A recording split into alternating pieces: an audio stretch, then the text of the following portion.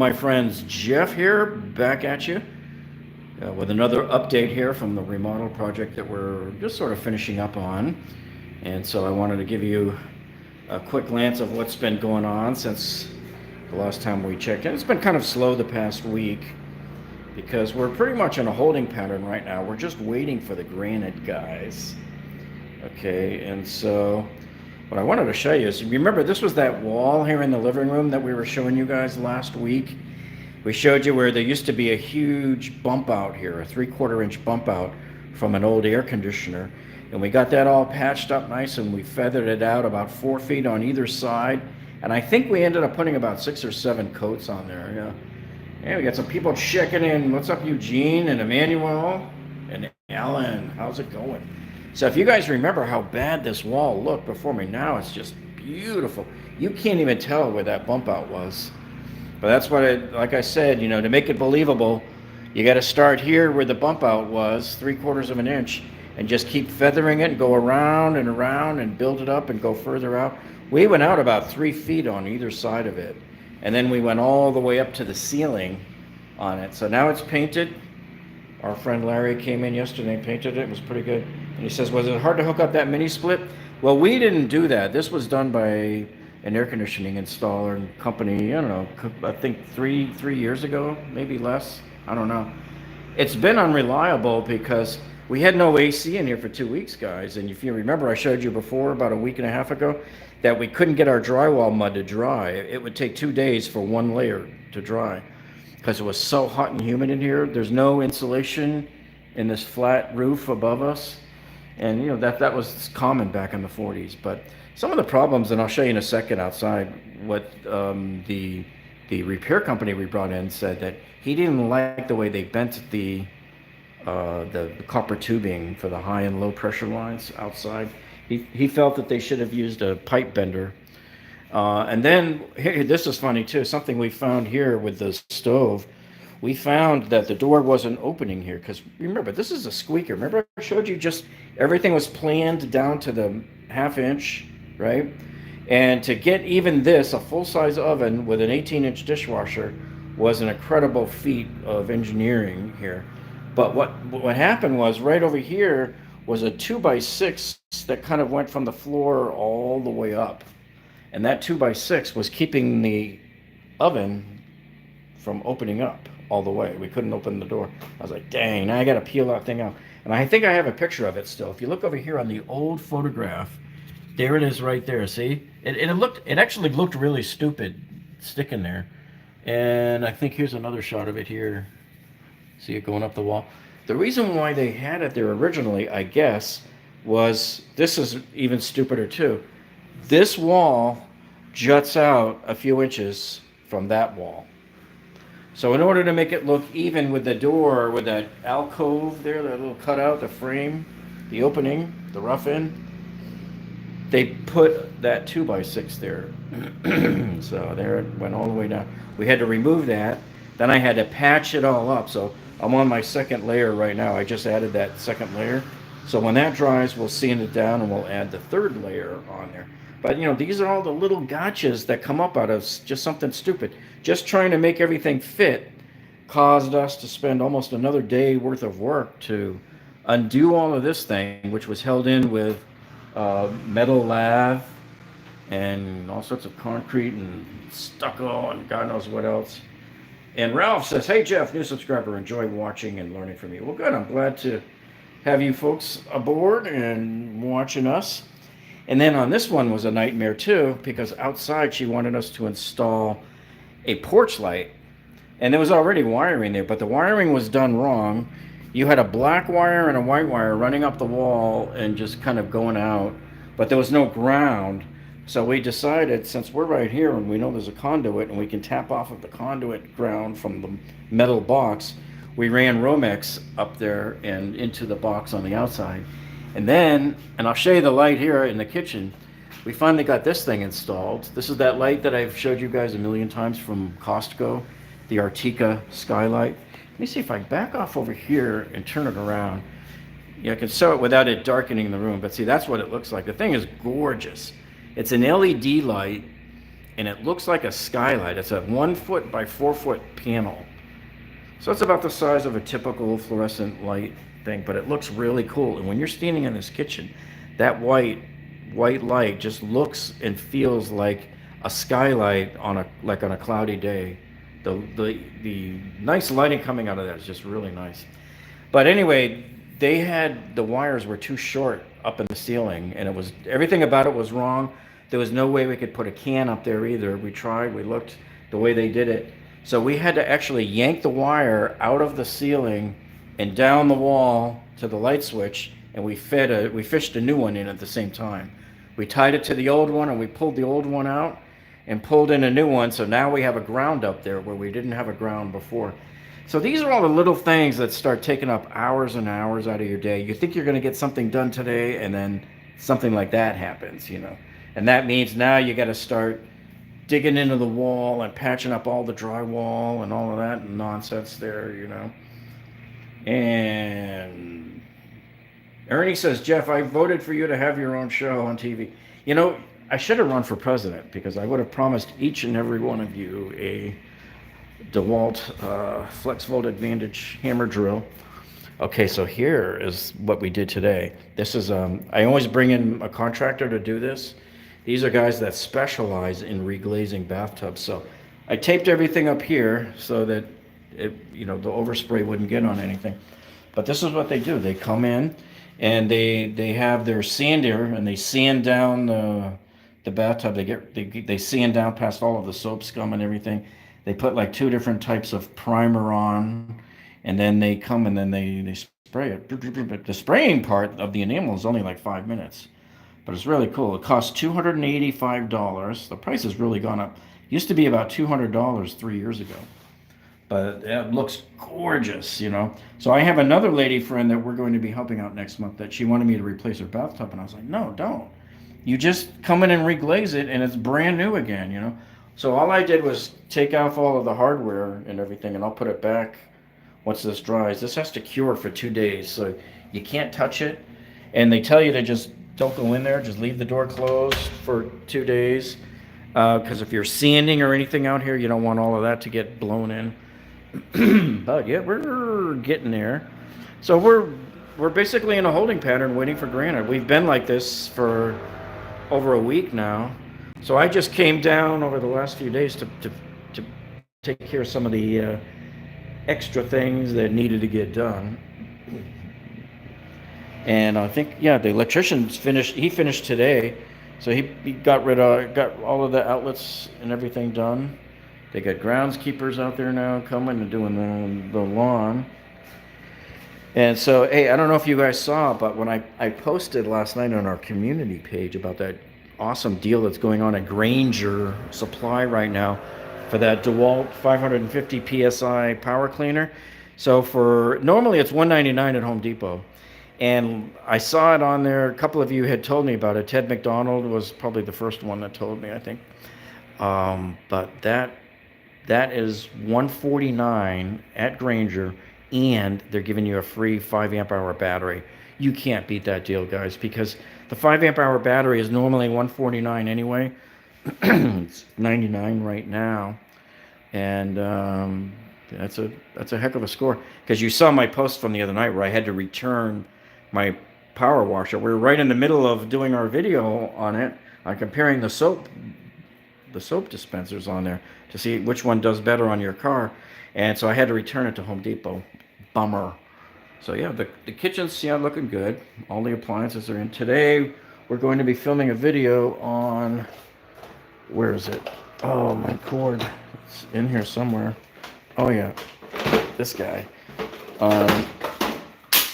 We're going to do a thing on how to install your 4-conductor range cord here.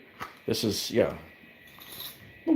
So a lot of people, when they remodel their kitchens and their oven outlet receptacle there gets updated to 4, which is the new code since like 1996, your electric ranges, when they're delivered, they are set up for 3, for the old 3-prong style. So there's a little manipulation you have to do in the back there before you wire this up. So we're doing a video on that. We did a video this morning on on how they do the reglazing. So yeah, we were doing a whole bunch of videos over the last week in here. So yeah, we're coming along. I'm just waiting. I got to call the granite guys and see, like, any day now. I mean, I thought they would have been ready by now. And let me see. I think this room is already painted. So I've been slowly bringing home some of my tools. This room's painted. This room's still a mess because this was sort of our working room, and there's my flex volt table saw. So we were doing a lot of the work in here and cutting up all the cardboard from all the appliances. And let me tell you something, man, to cut up all that cardboard, you really need to have that electric tool that we use for doing that. So let's see what other questions we have. And I'm going to show you what happened outside for like those of you that missed it last week. Yeah, I took the E-Class to work today. That's right, Cody. I sure did. And Michael Ann says, when is the garage makeover? Oh man, that thing is like still ongoing. The problem is I haven't had time to even come up for air. So when the repair guys, for those of you who missed it, when the AC repair guys came last week, we had this cage over it, and it was installed by the original air conditioner company that sold them this, and they sold them a bill of goods. Let me tell you something. They told them you need to have this cage, and I think she said they charged them $600 for this thing. What a ripoff. The problem was nobody had the security bit for that. Even me with my 200 bits from Cobalt that has all the little security bits, I had two sizes for this, but one was too big and the other one was too small. So we ended up I pulled out my Ryobi grinder. Shaka Gillis would love that, man. Pulled out the Ryobi grinder. I have an old plug-in grinder that I brought out here. And we just cut through these legs and just took the whole darn thing off. We'll probably just set it right back on there. But the problem is they really didn't give anybody a way to pull this thing off, because nobody has the security bit for it. That was a way too specialized of a security bit. So one thing and I have to, I'm going to take care of this too. I'm going to put the better insulation on here. But he told me he didn't like the way they did these 90-degree turns. All right, so you see up here? So he was worried that maybe there's kinks in the line and maybe there's a micro crack in the tube that would cause the Freon to leak out. You know, your refrigerant there. And so that is the problem. That's what they think is the problem. So when they put the Freon back in there, and thank God it was the R410 guys and not the older one, because the older one would have been a huge amount of money. They already charged her $350 to come out and do that. That was a rip-off too. But he put a sealant in there. So these have been running good for a week ever since. Nice and cold. And now the drywall mud's drying pretty good and quick for us there. And Ryobi came through, Jeff. That's right. So let me see if there's any other questions here. Is the pressure washer kit or just the gun? It's the tool only. It comes with a big kit, okay? And Granger is throwing in the 5 amp hour battery on top of that for $149. So when I bought mine at Home Depot last month, guys, it was on sale at $149, but it was the tool only on sale for $149. No battery or nothing. And then I used a 10% off Lowe's coupon. So I got it for like $135 or something like that. But now to be able to get this deal from Granger for $149 and then get that 5 amp hour extra battery, oh, that's a much, much better deal for me. Yeah, so right now we got the dual fan blowing up on the drywall mud there, hoping that will get dry this afternoon. Because before I leave today, I want to put my third layer on there and on there. And you can see what we had to do too, because look at I don't know, the strange things people did back then. Look at that texture along the window. You see that? And it's like at an angle, so it just looks very, very amateurish. So that's why on this side of it, I decided to start putting some mud on it, and I'm just feathering it all the way to the other end. You might as well. And then, so once this gets sanded down nice and flat and perfect, I'll put the third layer of skim coat on here, and boom, it'll be nice and perfect and flat. And you'll never even know that you had that. I mean, just look how bad that is. That's terrible. I can't believe that some craftsman at some point in time did that and said, yep, it's Miller time. Okay. So yeah, if you guys missed our walkthrough on the Lowe's last night, you should check it out because we showed you a lot of stuff that's on clearance there right now. And I think that's about it for this update. I don't think anything else different happened here. Oh, I got to show you one thing she does want us to do. Oh, see, it always goes from one thing to another thing to another thing. Oh, why don't you do this? Oh, maybe we should do that. Oh, and then this thing here. So we already took down the old wood panel that was here. She wants this whole thing taken down. This was added later at some point after the house was built. But you can see that they must have had issues in the past because somebody had already come in before, cut out the bottom section, and added that. And look, another repair here. I mean, this is like, I come back and I look at something like this and I go, come on, this isn't Fort Lauderdale, man. This is like Appalachian engineering. This is stuff you see on Beverly Hillbillies. Oh, man. Oh, yeah, then we got all of the replacement hardware ready to go. Got the new medicine cabinet. I have the new Delta Intuition shower head. Got the new the bathtub. So we always replace everything. Whenever we do, when you reglaze a bathtub, it's always best to just make everything look. It'll look like an absolutely brand spanking new bathroom when we're done there. Do I have the sink? Says Mike Lamb. No, I don't have the sink. The granite guys have the sink. I gave it to them, and they will bring it back. And the sink.